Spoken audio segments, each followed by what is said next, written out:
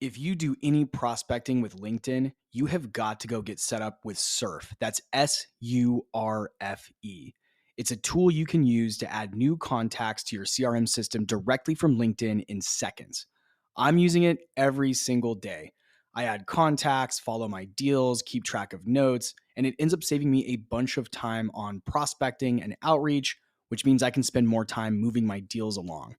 The data is always 100% accurate since I don't have to copy and paste all the fields over from each and every contact that I want to put in my CRM.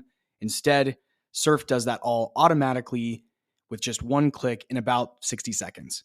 The team over at Surf has put together a very special offer for fans of sales players.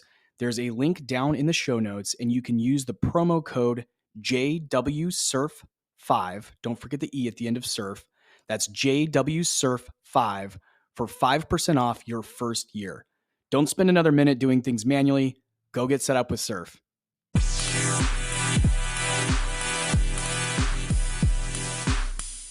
I'm very excited to introduce today's guest. She's someone who's not only a close friend of mine, but also a mentor and tech recruiter who helped me land a very pivotal position in my earlier career.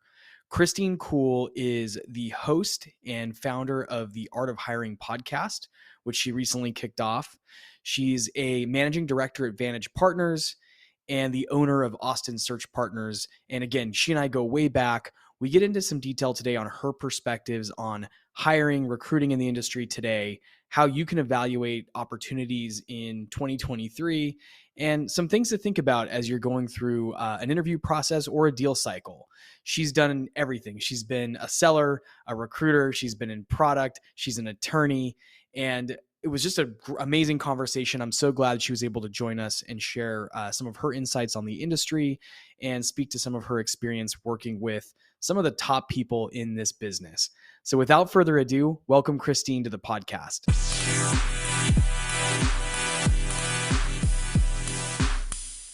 Hey, Christine, welcome. Hey, Jesse, how's it going? Good. Thanks for coming on the show. I know we've talked about doing this for quite a while, and it's really cool to have you on. I'm most excited because we've known each other for quite a long time, and I'll get into that story here in a little bit. But I think you have a lot of really interesting insights into the tech industry, into the recruiting world, and also into the sales world. So I'm really pumped to have you on.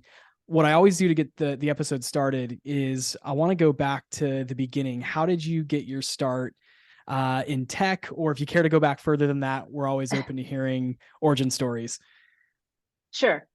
Well, I've been in high tech for a long time since I graduated from college, and I was in the Bay Area for about 20 years before leaving the Bay Area or leaving California and coming to Austin, Texas, which is where I am now. My origin story, I really was a tech undergrad. I had a CS degree. I went to Silicon Valley to pursue the dream of working in Silicon Valley. And this was in the early days.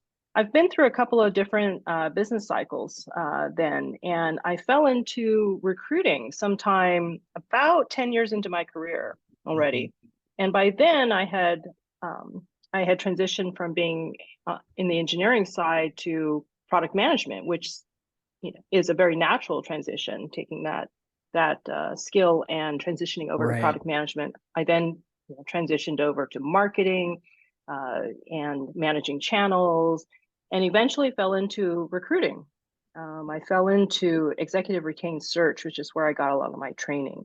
At that point, I had a couple of mentors. One of them said, you have a really good skill around building networks and building relationships. Have you ever considered something in sales? I remember getting into my first sales role. It was a very entrepreneurial venture.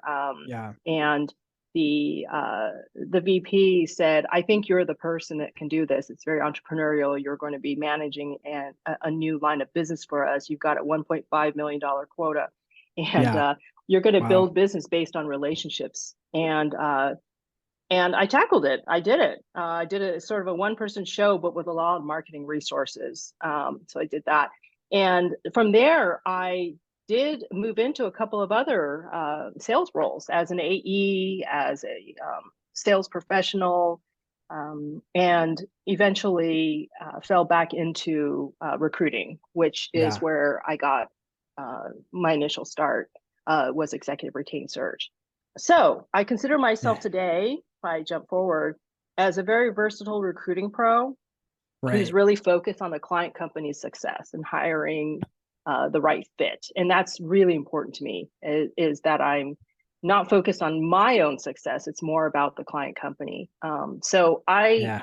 in now my 15-year career has spanned executive retained search, in-house recruiting leadership, and also more recently as a contract recruiter, which is where a lot of Yeah. the companies really needed, with a lot of the, Yeah. especially the startups who weren't prepared to make a huge investment in Right. a retained search. Right. So I've built a practice now, a recruiting practice around those three roles. They're all really different in nature with different goals Yeah. in mind, but the foundational of all of them is really geared towards, again, guiding the client company in the right direction. So that's where I am today. Wow. So I want to go back. Actually, you mentioned that you spearheaded sort of this go to market or sales effort at a startup you were at in the Bay Area. Is that right? Yes, actually, California. That one was in Southern California, Okay. where I spent a couple of years before actually coming to Austin. Yes, and I know I skipped over that real quickly. That's all right. Um, No. I just wanted to drill into, back at that time, what was the playbook for generating business in that era for tech? Was it yeah, you're just smiling and dialing a bunch of people that were it, coming in as leads, or yeah, tell us a little bit yeah, about what went into that role. yeah. That's a good question, Jesse. Um, it was a very strategic, creative effort. What we were doing, it was called Chamber Clicks. It was a company called Web Visible, which I don't think is still in business today. However, so the idea was that I was selling to chambers of commerce across the U.S. And Okay. with these chambers of commerce, it was a company that was building websites. So, Sure. company building websites for small businesses. Okay, so Yeah. very simple. And the idea was that we were going to use chambers of commerce and tap into their membership, which was all small businesses. And so we looked at the Chamber of Commerce communities across the US, and that was my entire territory. So I strategically put together, uh, you know, a targeted approach for some of the more influential, larger chambers Mm-hmm. of commerce, and then I had a lot of more smaller local ones as well, and sort of built our strategy around that. And it was Yeah. super interesting. Chambers of commerce. That is I an have not interesting heard of buyer any. persona. It Yeah. is, yeah. And I have not heard of anything like this, other than in benefits, I think, and selling benefits to chambers of commerce and those kinds of partnerships. But Mhm. it was pretty unique. We didn't have a direct competitor. And so what we were doing was we would participate with the Chamber of Commerce as a member, and we were able to offer then this Yeah. web building service for their members, really. And that was the way that I built that pipeline in the first Wow. year.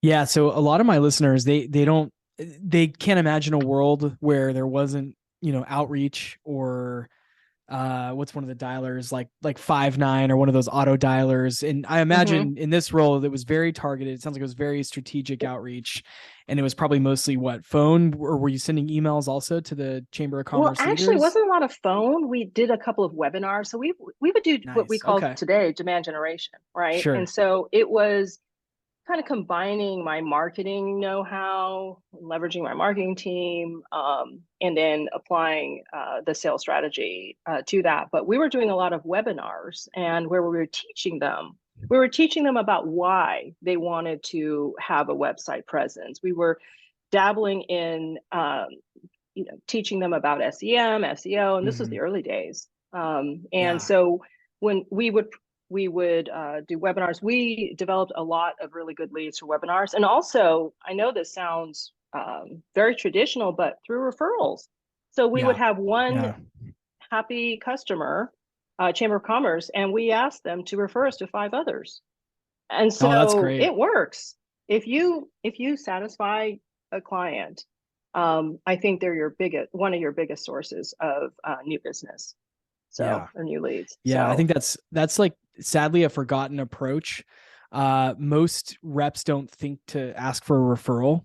mhm. And I include myself in most reps also. I recently asked an existing customer if they wouldn't mind introducing me to someone else in their network. Unfortunately, I got a no, but I realized it's something that I should be in the habit of asking and that I wasn't. I think that's brilliant. I think in recruiting, I do the same thing. So whenever I'm pitching opportunities, and if I, a lot of potential candidates will decline. But at that point, I say, I always respond to every response. And so even if it's a no, I just say, well, thank you for responding. In case you know anyone who would be interested, please let me know, or please pass along my information. I've Yeah. never heard anyone say no. And I do have people referring once they've turned something down. So I rely on Yeah. that too. You've got to keep turning it over. And I think this is a good sales skill too, is Hmm. it doesn't matter if they said no, they said something. And that's all I really want, is Right. I just want some kind of response. But I think a lot of times, I think that people get dissuaded by the no, Yeah. and They yeah, worry that you the just have to bridge is remember not burnt. to. Right. They worry Hmm. that the bridge is burned now and you can't ever do anything with that person or lead or prospect again. And yeah, you're exactly right. I think it's still an opportunity. You still got a resolution, whether it's yes or no. You can still ask that person for referrals. You can still keep them in your network for a future opportunity. I totally agree. Let me ask you this. So you were in the Bay Area, I think in an interesting time for the growth of tech. Did you ever run into anybody who's now successful and famous in the tech business? um, Yeah. and if you Yes, care and I to share, probably, maybe you don't care to name yeah, names, but you can tell I anecdotes if possible, let's see if I can or tell a maybe couple of not. anecdotes. Well, I mean, well, for one, I'm pretty proud of the fact that there were a couple things that got me into the right networks, I think. One is that I was on the board of directors for something called Forum for Women Entrepreneurs way back in the Uh-huh. day. And I had Yeah. a large VC network at the time. And we vetted and presented and trained, I think it was 50. I think we whittled it down to 50 companies, but we took applicants from all over the US, and Wow. women who were founders of their companies, presented them to 500 VCs in a conference and had them Nice. each pitch. Yeah, that organization evolved over the next decade. I believe they merged or were acquired by another organization, and at some point there was a measurement of 380 million that was raised for some number of companies. Really? Yeah. So Yeah. they're still around today then, or they're part of another. Uh, I haven't kept in touch, but the executive director of that organization, I know she left the country and pursued another opportunity in Europe. After sure. that, I have not followed since then. So I believe they were acquired by another organization. It was a nonprofit organization. Yeah. Okay. Cool. I'll So look into it. and Maybe then post a link in the show notes. I can go do some sleuthing and see if I yeah, can dig so up where they went. that got me into, and so it's funny today with some of the companies that came out of that who were Yeah. funded. I've seen them evolve over the years, or been acquired. I'm not sure how many actually went public from that. Right. From that, I did also join a startup, a pre-IPO startup that went public. So Yeah. I have gone through an IPO, and that was exciting. At the time, I had two opportunities, and this is definitely the one that was the most risky, something I'd Sure. never done before, and it paid less than the other opportunity I had. And Right. I was new to this idea of stock options in a pre-IPO company. This was back in the day. Yeah. So joined that, and it was ultimately very successful. We went public, we raised a Wow. bunch of money, um, and kind of went from there. Yeah, I'm curious. I know early on in my career, you and I had a conversation. I don't know if you remember this or not, maybe not, but I have a crazy memory, so I remember everything. We were eating at Taco Deli in Austin, and Okay. we were talking about stock options.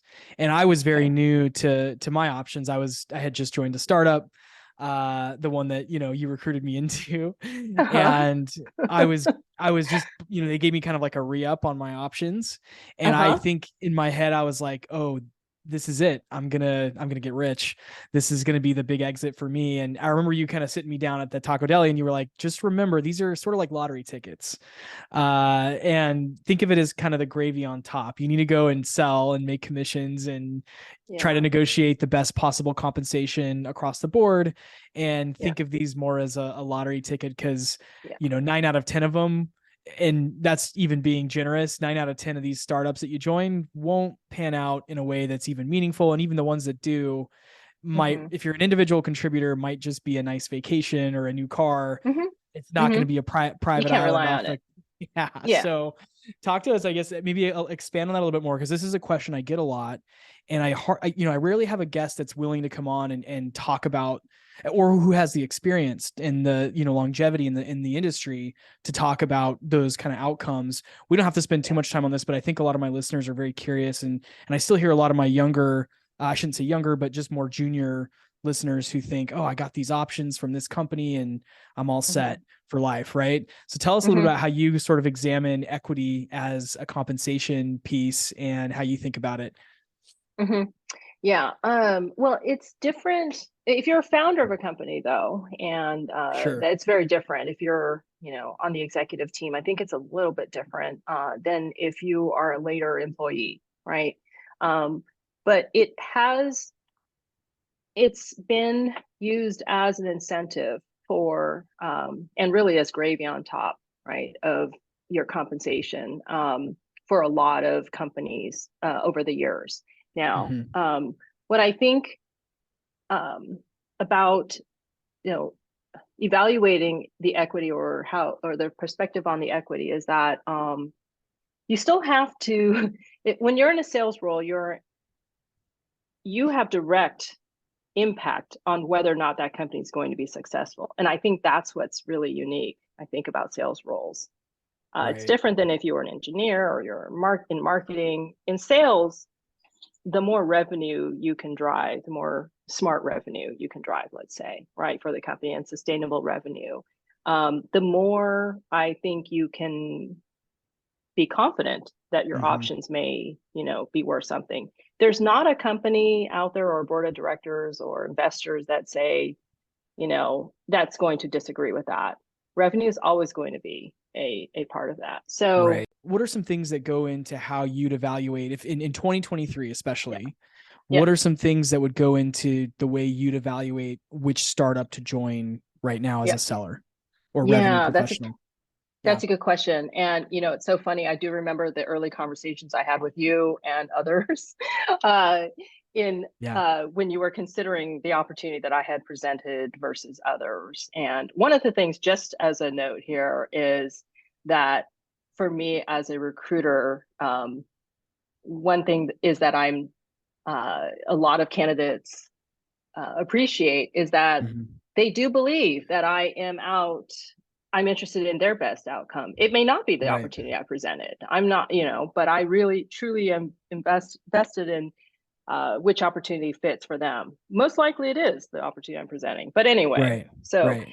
um, in thinking about whether or not to join a startup, right? I look at it this way. I would say that it's part intuition and part discovery. So you can't just rely Mm-hmm. on just discovery and the facts. And I use discovery because I think you have to use a lot of your sales skills to qualify the opportunity. Oh, that's I think good. looking at it like it's a sales opportunity, right, Mm-hmm. or a prospect opportunity. Um, a couple of things to note is the founder, the CEO, has Yeah. he or she been a CEO before of a company that's had a successful exit? Is this their first time? And if so, do they have mentors? What's guiding them?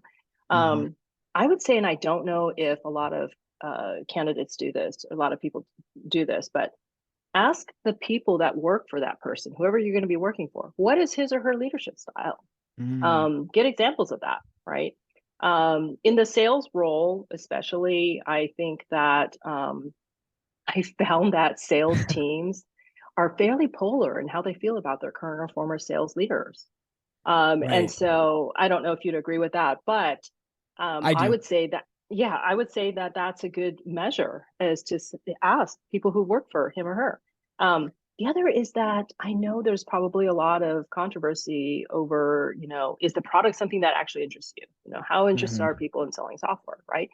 Um, I would say this, think about it as, is your target prospect someone you really feel a connection with, someone you really feel you want to help? I can't tell you how many times I've heard from a sales person, whether I'm there with a vendor that I'm evaluating or candidate that I'm evaluating for a client. When they have a connection to the person that they're pitching to, and they tell you that, it makes a really strong connection Yeah. between the two of you. And so I think that's a good question to ask. Are you, how interested are you in helping an HR leader, find S- the best, right, So I want system to to use? Yeah. I want to Mm-hmm. comment on that because I think that right there is just golden. And this is something that I've talked about on the show before, and for a lot of my listeners or peers that reach out and ask what to do next, that's usually my first guidance. Beyond anything else, if you're passionate about who you're selling to and who you're partnering with on deals and those kind of things, then everything else Mm-hmm. tends to work itself out. Mm-hmm. Um, and the longer that you've been in a certain category of particularly SaaS sales, Mm-hmm. the better you get at sort of understanding that buyer to the point Mm-hmm. where selling's never easy, but it becomes a lot more scalable because you have this industry insight and knowledge that you can bring to the table. So Mm-hmm. I'll use myself as an example, and I've done this before on the show. I've actually, stepped away from selling to certain buyer personas because I Mm-hmm. just didn't feel like I resonated very well, or I didn't know that I don't know that I understood their worldview very well, or what problems they wanted to solve, and it was harder to sell in the style that I wanted to sell. So most of my listeners know that I sell to operations and contact center professionals now. That's sort of a niche I've carved out for myself since around 2016, 2017, when I started focusing on CX and operations and contact center. And part of the reason I'm really passionate about that category is because for the first 3 years of my career, I was a contact center, call center agent. Before I got into tech, that's what I was doing. So I have a unique understanding of that world and a little bit of a passion. I shouldn't say a little bit, it's enough of a passion that it keeps me going in this space. And when I get with the right contact center leader and I can start to talk shop, it makes a huge difference because Yeah. they can tell when a sales rep is like, I'm just in this job because it pays well and it pays the bills, and this is just the best thing I could find. I don't really care to sell to marketers, but here I am, right? But if you're Yeah. someone who's like, no, I've read every book on by Seth Godin or whatever, and I love Yeah. marketing and I want to sell to marketers and help them solve problems, that really does make a huge difference. And Mm-hmm. the prospects, the buyers can feel that. And I'm Oh sure yeah, you've definitely. like that too. So I Yeah. just wanted to drill into that because I think that is such a Yeah. good point that no matter what, if you can check that box, Yeah. yes, you should also, as you said, do some discovery, do your due diligence, go with your intuition on evaluating the leadership and those kind of things, but really drive towards who you want to help as part of your Mm-hmm. selling and get Mm-hmm. really passionate about that category, and it will really pay off. Yeah, I think definitely think so. And one other thing to add to that, because that's building credibility, right? Um, this is a little bit controversial what I'm going to say, but Let's hear it. I think some of the best salespeople I have come into contact with are ones that are, like you said, truly invested in helping that person. But here's the thing, you know, Mhm. surface a couple of different solutions for that person. One of them may or may not be what you're offering, uh, but you're surfacing a couple of solutions for that person, hoping your solution, whatever you're pitching, might be one of those, right? But I think Right. helping to guide them in what helping them to helping to wait guide them into developing a better picture of what they actually need, right, without Yeah. pushing them. There's so much similarity with recruiting as well.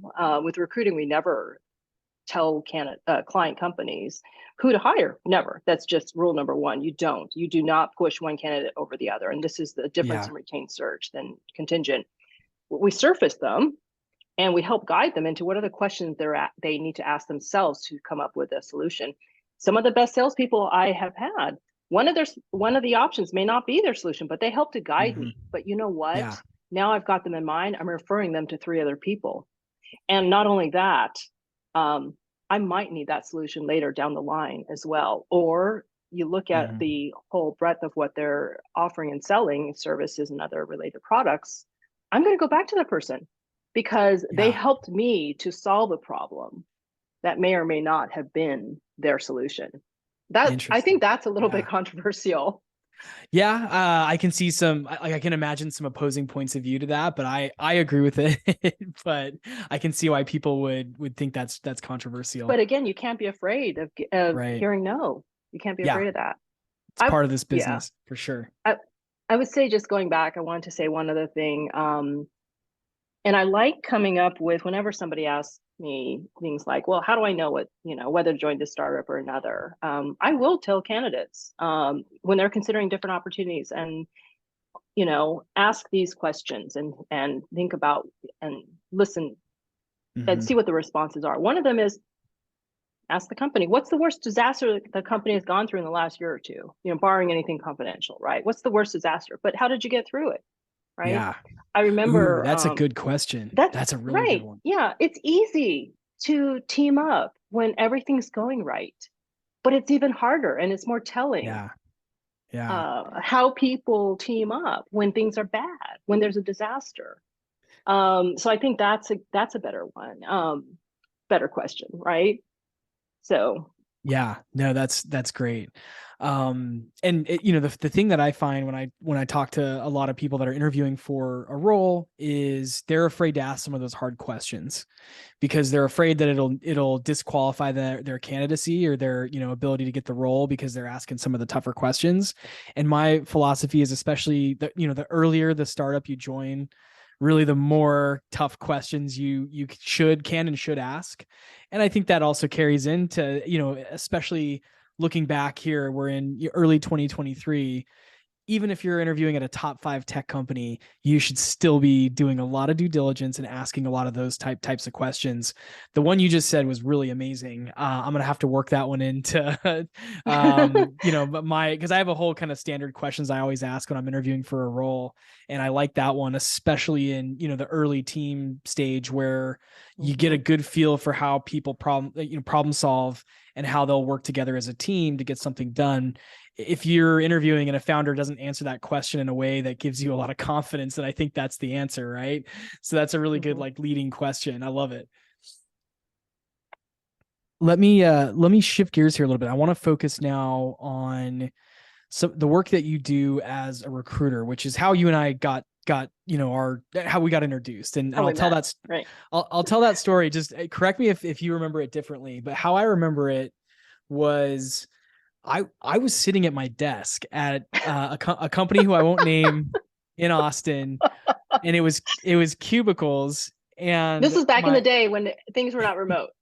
Yeah, I know. And that's the other thing that I've talked about on the show before, which is I was such a beneficiary of being able to sit in the office, whether that was in, early stage companies in Austin, where I was sitting literally right across from the CEO and founder while they raised $10 million, or close deals with, big brands, retail brands. I was such a beneficiary of that I feel like, unfortunately, the industry now with remote there's going to be just a little bit of a downside to be, there's some upsides, I think, of being remote and flexible, and there's some positive benefits to it.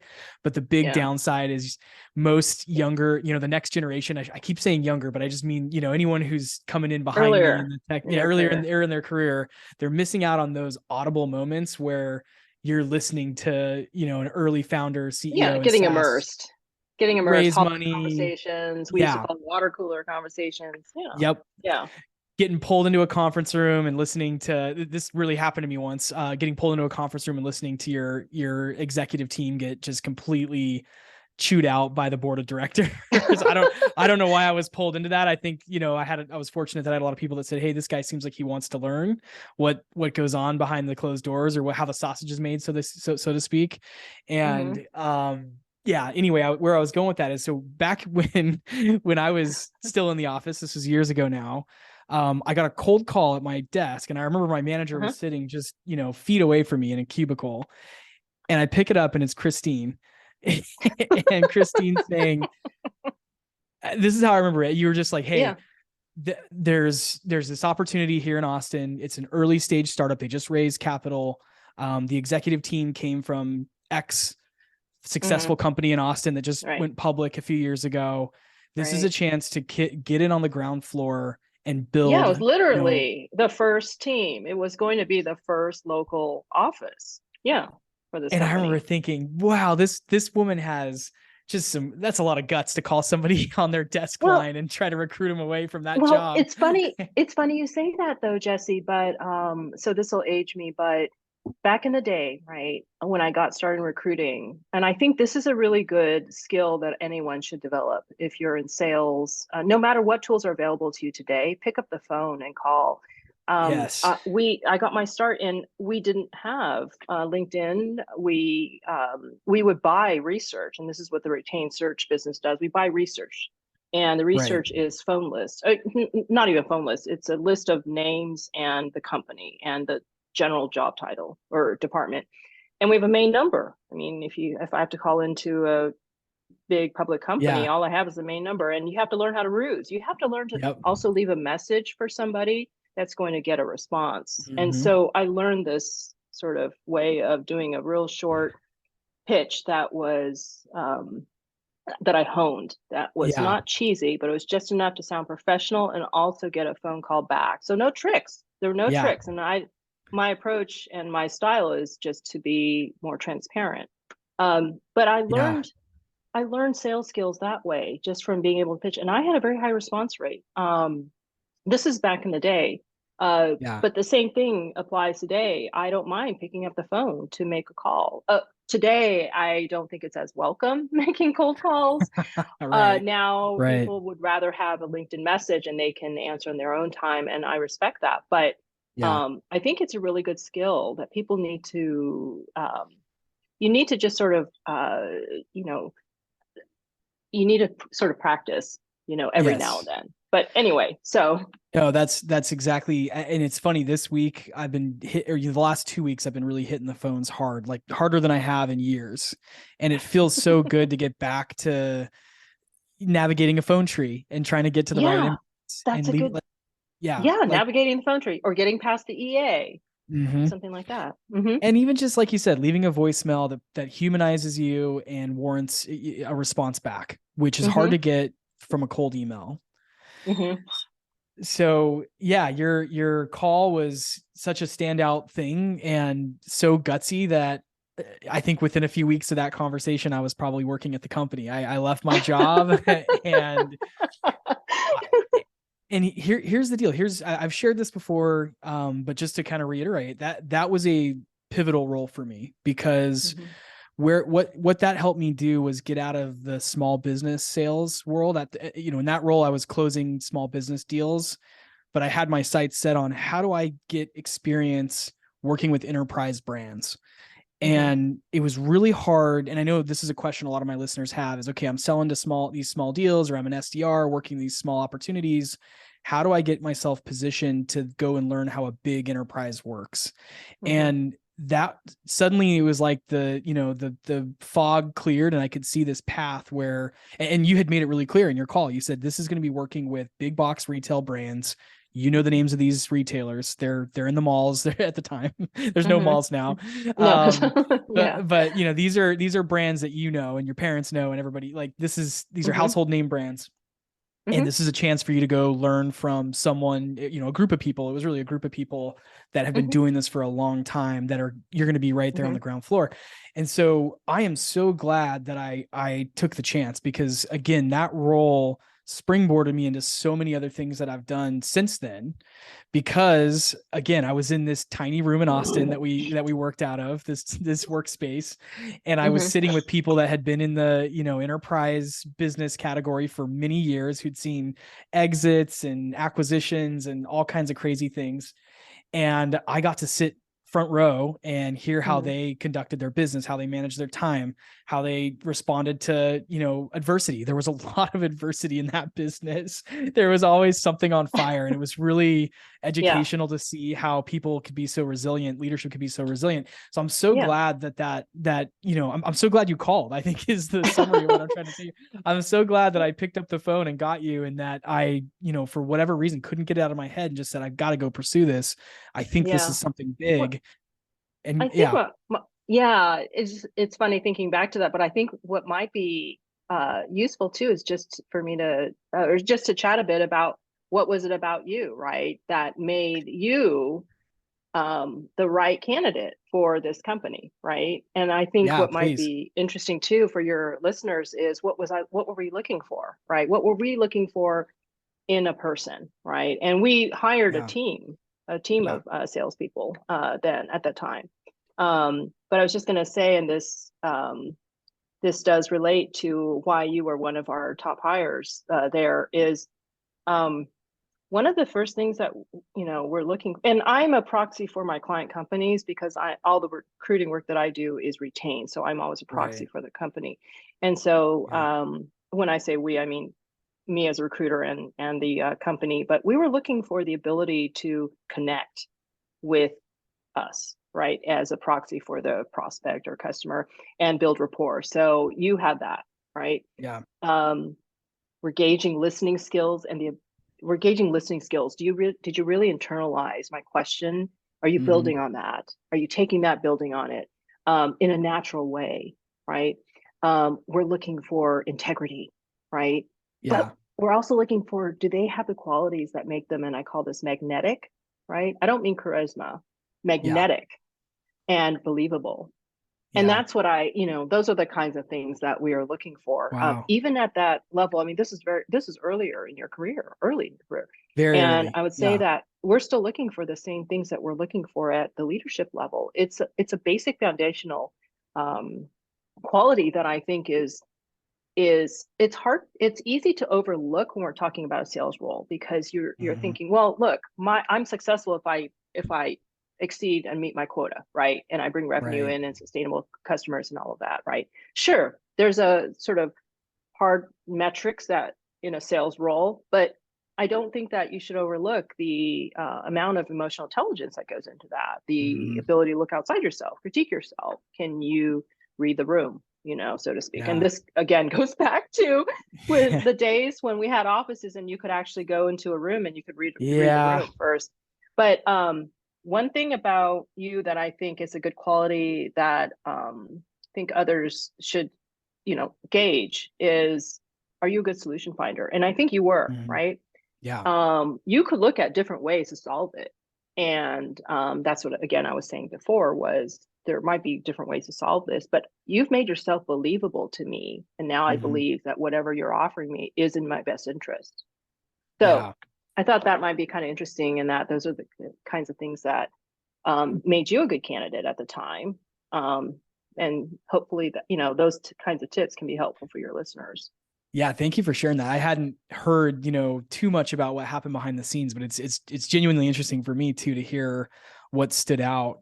And yeah, again, I'm so glad that you called, and that I took the call, and that we, history was in the making. Right. And something else I want to emphasize is, this role, the role that I took at this company wasn't, at the time, it wasn't a promotion. It was really at best a lateral move from what I was doing. At worst, it was maybe even a step back in some ways. Right. But what piqued my interest was, and this was part of your pitch, which was, you're going to get hands-on experience working with people that have been doing enterprise deals for a decade or more. And you're going to be on the ground level of a startup that's breaking into this retail category, e-commerce category, in a way that no one else is doing. And so that it was worth it. It was worth making the move for, let's call it a lateral move, because I knew that the skills I was going to get from that role were actually going to propel future moves. And that turned out to be the case. I'll say that, this company we're referring to, I wouldn't say they went on to be a household tech company per se. Like nobody probably knows who they are really outside of certain categories. They're not in the headlines of TechCrunch too much, but it doesn't matter because that role taught me some of those skills and got me some of those experiences that helped me get to, future roles in bigger, more well-known tech companies. Right. So very cool. And I know that, you and I share this passion for startups and launching startups and going to market and finding the right people that build sort of the lifeblood of the culture. So yeah, let's talk a little bit about, the recruiting that you do for not only your clients, but just kind of over the course of your career. And I think the question I have for you, because you kind of kicked this off with talking about what things I brought to the table as a candidate. Let's expand on that a little bit and tell me a little bit about what's most impressive in a candidate in 2023 at this point in sales specifically. I know you recruit for other titles, but let's focus on sales. And what do you hear from your clients and partners and such that they're looking for in the right sales candidate? Well, let's see. I'm trying to think. There are some things that are always going to be important in a sales role, regardless of whether it's 2023 or as compared to the past. Right. One of those I think is just having a good, well, this is very basic, but having good record of past sales metrics, right? Just knowing that. I'm always wary of candidates that I see on paper that have no numbers other than phone number and zip code on the resume. Even if you were in a BDR role and you're not closing, you're not driving. You don't have a new revenue quota, let's say. You had KPIs. And so there are KPIs and there's something measurable. So something quantitative, right? So I think that's always something to look for, is just being aware of that. Similarly in recruiting, it's so funny. I've hired recruiters in the past and to work for me and interviewed a lot of them. And I'm always wary when a recruiter doesn't have a placement list. Placement list being a list of, in your entire career, the company and the job that you filled, right? That you worked on. So, and that's a placement list. For us, it's the same thing. It's similar to a sales quota, right? Meeting quota or the kinds of deals that you closed. So, anyway, that. The other is, I think, foundational training. This is what I was going to say. It's just, a lot of clients are looking for candidates that have good foundational sales training. What kind of methodology are they using, right?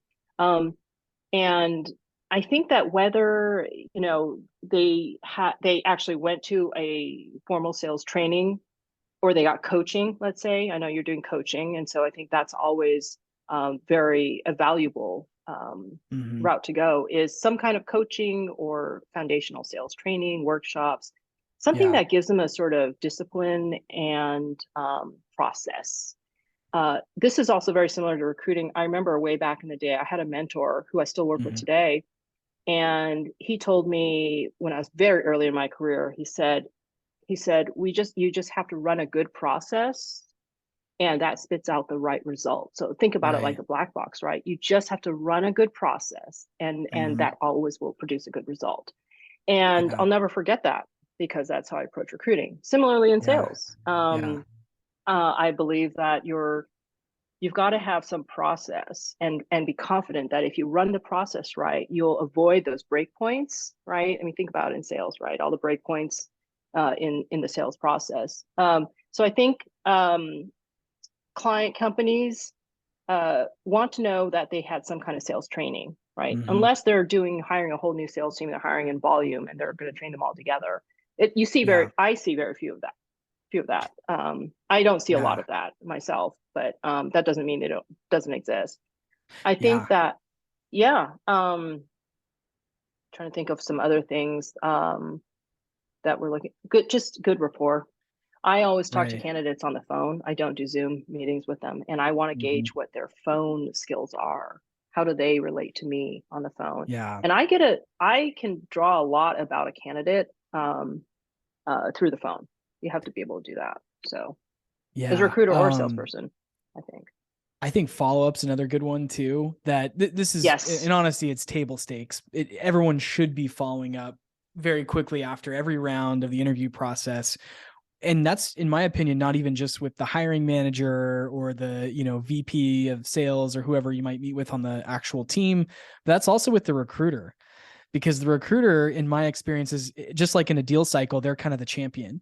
They are, and I've told this to people before that didn't necessarily get what the recruiter's role was in this process, which is you're a champion for the candidate, and you're able to tell the hiring manager things in a way that removes some of the tension, right? So let me give you an example. Let's say there's a candidate that has some sort of gap in their experience, and maybe there's a perfectly legitimate reason that they have this gap. Sometimes the excuse, or not, I shouldn't say excuse, but sometimes the explanation of that from the candidate themselves comes across a little bit choppy, a little bit nervous, maybe not so confident. And the hiring manager might pick up on that. Whereas a recruiter can go in and really smooth that over before it's even a problem. Just like a champion would do in a deal cycle, they would minimize any sort of objections before they're even an objection. That's what, yeah. And that's a good lesson on, big deal selling also, is when you have a really good champion, they'll go into the executive leadership, and before something's even raised as a concern, they'll address it out of the gate. So the executives think, okay, we don't need to worry about that. Right. And so I think recruiters have that ability. And I've had recruiters, yourself included, kind of advocate for me and say, hey, here's why he was only at 98% attainment one year instead of 150, right? Or here's why there was a 3-month gap in the resume, or whatever that, objection might be. And so I think recruiters are great champions. And I've explained this to a lot of people who aren't, familiar with how to work with a recruiter to get the right role. And I think that's super important. So I think following up also is, just to kind of tie that off, following up with the recruiter to fill them in on, hey, here's how the conversation went with the hiring manager. Here's the next steps. Here's the feedback I got, et cetera. Right. Exactly. I always think of the recruiter as sort of the account manager for the, for that relationship. Yeah. We're sort of the account manager. I said this to a VP of customer success hiring exec that I was working with recently, is that's my job as the recruiter, to be sort of the account manager. So I'm managing the relationship with the candidate, and also between the candidate and the company, regardless of whether I'm internal or external. So yeah. And this is a version of the kind of the same question, but let's maybe get some examples. What are some, recent candidates that come to mind that just really knocked it out of the park for some of your clients? And what were some of the things that they did? Let me see. In the sales role, actually, I've done a couple of sales or sales leadership. development. Yeah, sales leadership roles. There's always a mock session, like a mock pitch session, by the way. I was just going to mention this too. I see a lot more of that. And if there isn't, I think companies need to be doing it. I think for every role. It's not just, we do tech interviews for engineers, we do mock pitch sessions for sales, but you can develop the same kind of assessment for any role. Let me see. So I think for the ones that really knocked out of the park, we did it over Zoom. And this person met with the panel, right? The panel, and we were all execs. And this person was able to relate to each one of us and really treat us as if we were sitting in a conference room with him. And that really resonated. He made sure that he was talking with everyone in that. But he knew who the decision makers were, and he knew who the champion was in that. I thought that was that we did that over Zoom. So he had that ability to be able to look us in the eye, right? And do that. If other than that, there were some other things. He had the ability to think strategically, but act tactically. So I think that can, I think you have to, I think a good skill is being able to look forward strategically, but also look at all the different ways that tactically you can execute along the way and the milestones and hitting those. And Yeah. if you can Okay. figure out how to do that as a salesperson, right, and you can relay that, you have to be able to communicate well. You Yeah. have to. That's I think absolutely. Yeah. storytelling comes into play there also, being able Yes. to, speak to it, but then also provide a specific example as detailed as Anecdotes. possible, anecdotes. Mm-hmm. Yeah. Even down to the name of the company. What I'll do a lot of times in interviews is I'll name the executives I've sold to. And Yeah. fortunately I've gone, something that I've done in my whole career is I'll go and continue nurturing some of these relationships for prospects I've sold to and ask Mm-hmm. if they wouldn't mind being a reference at some point in the That's a future. good.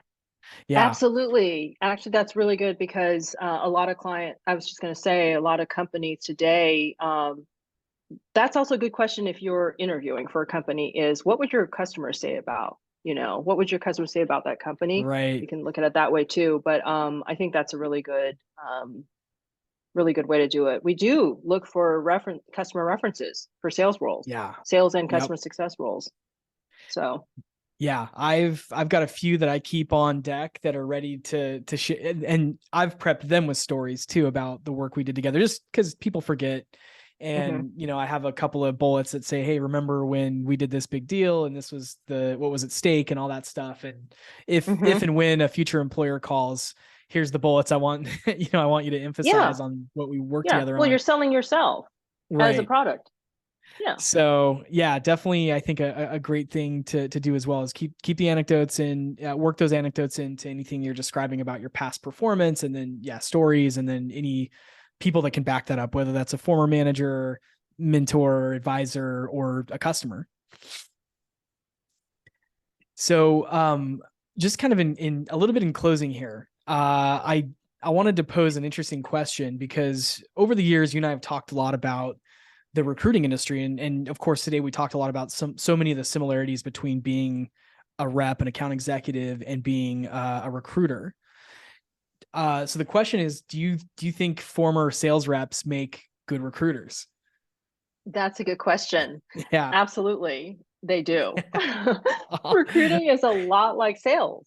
Yeah. And I think if you've been listening to this podcast, you'll see there are a lot of similarities.